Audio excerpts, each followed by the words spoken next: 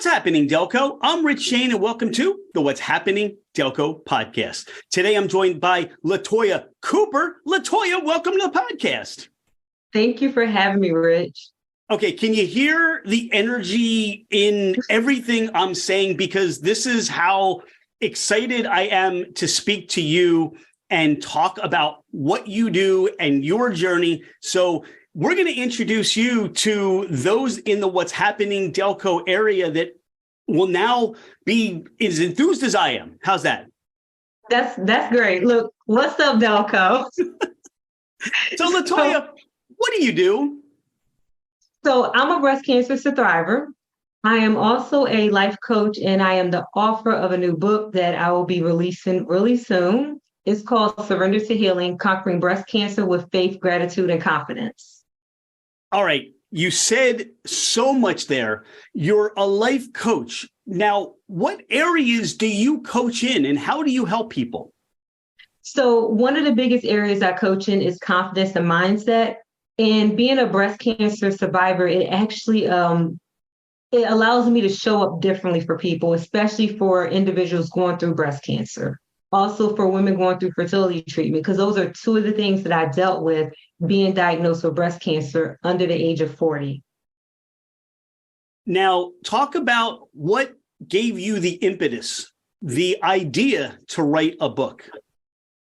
So throughout my journey, I would say from day one of my journey, or from being diagnosed, I kept journals about everything I went through, how I was feeling, and I knew almost immediately that this journey was not just about me. It was one, I was able to lean on my faith. And as I went throughout the journey, it just was so many things that was just highlighted that reminded me it was things that you can be grateful for every single day, regardless of what you're going through. And that was one of the things that helped me get through the process. But as I continued to just write down my thoughts and my feelings, and I would wake up every morning just thanking God to be alive for another day. I made sure I read my Bible. It was just something that I wanted to give back and to share people that regardless of what you're going through, there's always something to be grateful for. And when you just take that time to just step back and be present, you'll see how things will just be revealed to you and for you. So that was one of the biggest reasons I wanted to write my book. I wanted to share my journey, but I also wanted to help people to just show up in life differently and to let you know it's okay to be yourself and how you show up in life. Have you always journaled? Is this something that you've done for a long time, or is this something new for you? So I've always journaled, even as a kid. So as a kid, I had a diary. And I remember I used to call my diary Mickey Mouse because I just love Mickey Mouse. But as I got older, it was moments where I stopped journaling. But then there was just points in my time, there were points in my life where I just had to sit down and just write out things. It was a way for me to express my thoughts and feelings, just to get it out on paper. Because that's another thing that I learned. When you bottle up stuff, it just causes more negative energy. So I wanted to just get things out and to express myself.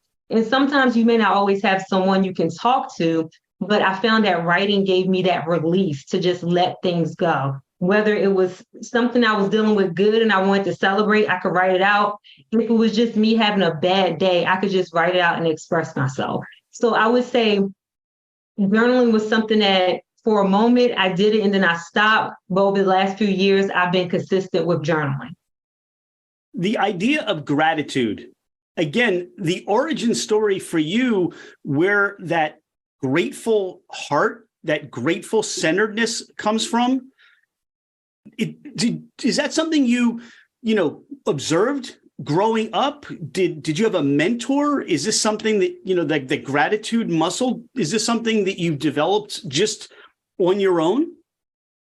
I would say I want to say I grew up learning it and developing it. Because I would say as a kid, there are some points in your life where you may not understand what is being taught to you at that moment. But as you grow, you will start seeing how it falls into place. And because, growing up, really didn't have a lot, but my parents, my grandparents, they made sure, I was provided for, we were provided for. It just teaches you, you know what, I have a roof over my head, I'm grateful. I have food on the table, I'm grateful. So it was just some of those things that just show up in life. And then as I got older, just having the chance to just go around the world and you see that some people may not even have shoes on their feet, so it's like, okay, I can be grateful for what I have. It may not feel like a lot, but it's actually more than what most people have. To the listener of the podcast, they may be hearing about the value and benefit of journaling. And it's something where you touched upon meeting people where they are, being the person you are right now. For those that haven't started a journal or are into journaling, but could use that extra oomph, that little bit to reach the next level. Do you have a structure in your journaling, or do you just, let it just whatever's inside of you, move through the pen or pencil or whatever you use? I let what's inside of me move through the pen or pencil, whatever it is, especially in the morning time. I found that was one of the best ways to journal, because when you get up in the morning and if you have a lot going on throughout your day, just get it out on paper. Just put it out there so you're not constantly thinking about it. So I really don't have a structure. It's just whatever I'm feeling at that moment, whatever I need to get out, I just write it down. Along your journey, as you were journaling and recording your story and experience, talk to where you saw all of this in your recovery or in overcoming your breast cancer. Through the process, were there moments where you said, this is exactly the thing I need to be doing, this journaling my experience and seeing the results from it? Were there experiences that you had from that? So the journaling helped me in multiple ways, actually, throughout chemo treatment, because one of the side effects of chemo is memory loss. And there were times where I couldn't remember stuff, but because I wrote it down or I journaled, it was served as my second memory, is what I call it. And then there were side effects I was experiencing as well that I could write down, and I could share that with my doctors. And that helped also in terms of my treatment plan. So it was one of those things where I was doing it as an emotional outlet, as an emotional release, but it turned into so much more. And even now, as I go back and look at, I think I have like 5 or 6 journals that I had, because going through breast cancer in the journey, it's not something that just happens overnight. You're diagnosed, you go through chemo and it's over with. It takes months. Sometimes it could take into years to go through treatment and finally get to a point where you ring that bell. So over the course of that whole treatment plan, I was able to write out everything I was experiencing, how I was feeling, the individuals, the other breast cancer patients, my pink sisters that I met on the journey, who they were, the doctors and nurses that served me, during the time. And I was also able to write out how grateful I was for the experience. It may sound a little awkward, but when you get into a situation like that and you just see the different people who are diagnosed and what they're going through, and some make it and some don't, like, there's no other reason but to be grateful. So it actually serves so many different key points that I probably just touched on.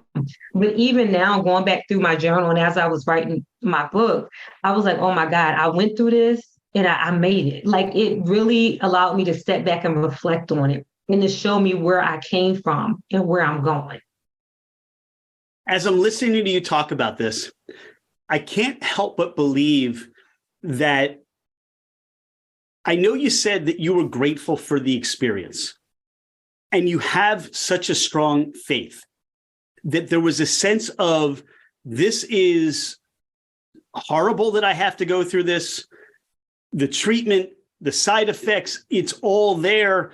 And some days, yeah, it's okay to come in and just yell at the top of your lungs or be angry or, be resentful or whatever those things are. But I get a sense from you, LaToya, you looked at it and said, this purpose, this place, this experience, now you get to help all these people, these women who are maybe starting that journey, that are somewhere in that journey. You're a caretaker, aren't you? I would say yes. It taught me how to be an advocate for myself, but also an advocate for others because things that I learned, I shared it with other people. And even now I share it. And it's like sometimes we'll go through stuff and it's so hard and we don't want to talk about it because of the emotional and the mental drain on us. But this was something I knew from day one. I couldn't just keep this to myself. So once I was able to get to that place of one going through the emotion, I went through the emotional I would say it was an emotional roller coaster, is what I'm going to call it, when I received the diagnosis. So I'm going to just let you know, it wasn't like I was like, oh, yeah, I got breast cancer and I'm all happy, that I know what's going on. No, it was an emotional roller coaster. It was one of those things where if my mindset wasn't right, if it wasn't positive, I don't know if I would be here today.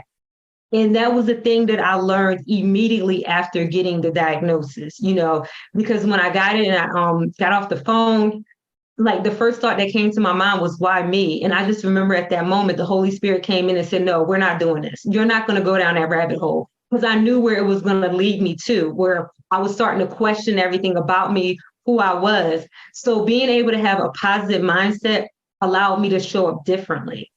And one of the things that I look back on is that I remember going to the chemo appointments. I said, you know what? I'm going to get dressed up. Look, cancer is not going to take anything else from me. And I will always get dressed up like I was going to work or going out and having a great time, although I was going to chemo. And I would wear heels. And it became a point where the women at the cancer center, when I would come in, they were waiting to see what heels I had on. It was just it actually helped uplift others, even just for 5 minutes, just to see a ray of hope, to talk about something different other than cancer, other than what you're going through, other than, oh, I had these bad side effects. So it was one of those positions that I was put in, but it wasn't something that I was looking to be put in because I was just trying to show up as who I was without allowing cancer to come in and continue to like put me in a downward spiral. There is a light. I wish people could see the podcast on our Zoom interview. There's a light that emanates from you. You radiate, and I can see you, and I can imagine and picture you going into those places, and you lift people up just by entering into a room. You share this energy and this love that people can't help but be touched by that.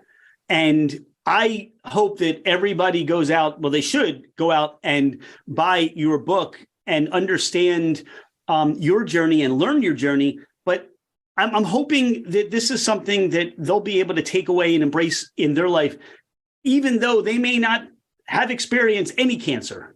It's just an idea or understanding that you have a story to share, but I think your story is beyond the cancer. It's as you talked about, gratitude, faith, it's love, it's healing, it's kindness. It's all there. And I haven't read the book yet, and I can't wait for my signed copy.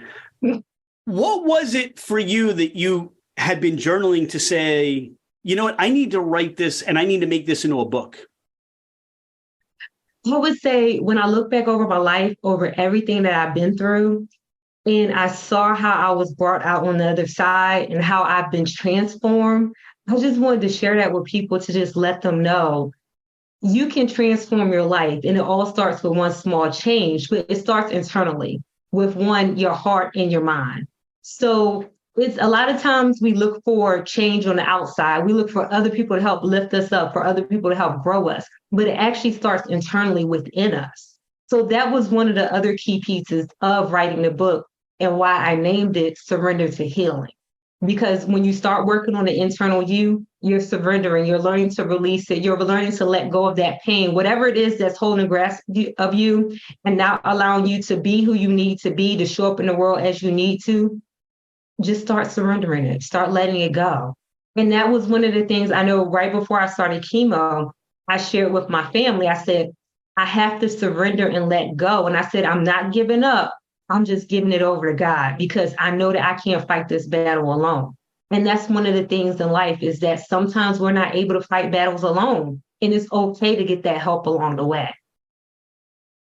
When is the official book release? The official book release is June 1st. June But 1st. yes. But And pre-orders will be available soon. Sorry, go ahead. That's okay. Don't get it. I'm still like, you touch me, you touch people. And there's like, I came in with a lot of energy, and it just keeps accelerating to a higher place. Is there a website that people can go to and find the book, or do you have like a social media place that they can go to? Yes. So the website for the book is surrendertohealingbook.com. I am present on both Instagram and Facebook at I am LaToya K. Cooper. What gets you out of bed each morning? Wow. Life and love, just the chance to just love, just to be able to open my eyes. It's a blessing to me. You are a mentor, I am certain, to quite a number of people. And through your coaching program, through your healing journey, who motivates you? Who inspires you? Wow, I have so many people that motivate me because it doesn't come from just one place, it comes from multiple places. Growing up, it was my grandparents. I often talk about my grandfather. I only had him for the first 10 years of my life, but the lessons that he taught me in those 10 years, I still use them today. And I remember right before I met my husband, when I was praying to God about it, I wanted a husband like my grandfather. I wanted a husband that was like my grandfather, someone who was kind, someone who was nice, someone who followed God and, was there for his family. So I would say definitely my grandfather. My grandmother is a great motivation to me. She'll be 95 in May. My parents. And I would say my husband is also a great motivation to me, especially just our journey together. We've been through so much in our first few years of marriage, but we've been able to just rise above it all. Something that will break most people, like we've been able to just stick together, trust God, and rise above it. I have to ask, the lessons that your grandfather taught you, can you share at least one or two of those lessons that you still have and, embrace today? One, just the kindness he showed the people, that regardless of whoever they are, still be kind, because you just never know what people are going through. Another lesson is to be open and honest. It's okay to be open and honest, and it's correction. Be open to correction because you're not always right. And I think that's one of the biggest things that I had to learn, especially, going from teenager to now in your adulthood. Just be open to correction. You're from Delco. You live in Delco. I live in Delco. I'm originally from Virginia. Okay. I don't want to muddy the waters there with your Virginia roots, but you do live in Delco now. Yes, I do. All right. I know that you have some special influences in the house with cooking. Yes. In those days when Kevin's not up to cooking and you guys want a cheesesteak, is there a place you go to for a cheesesteak in Delco? Oh, wow. Look, you put me on the spot. There's actually two places that we go to. It's called Paul Revere's. That's one of them, and the other one is Doc's. So those are two cheesesteak places in Delco that we enjoy. Paul Revere and Doc's. Now, you've had your fill of cheesesteaks and you want a pizza. Where are you going for pizza in Delco? Oh, gosh, now we're going for pizza. So, look, I do have a chef in the house. So he whips up a lot of this stuff. So I'm trying to remember the pizza spot now. Tony Roni's. Pizza. That's one of the pizza spots. Tony Roni's is your go-to for pizza in Delco. Yes, that's one of my go-tos. Yeah. Okay, I'm going to ask this question. I'm going to make it a lot easier. It's a multiple choice question. You don't have to think about it too much.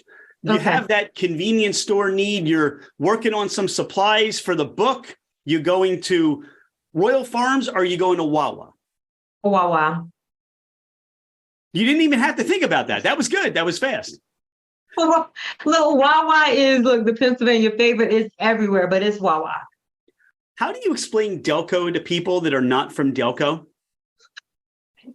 Look, I'm still trying to understand Delco, and That is so funny.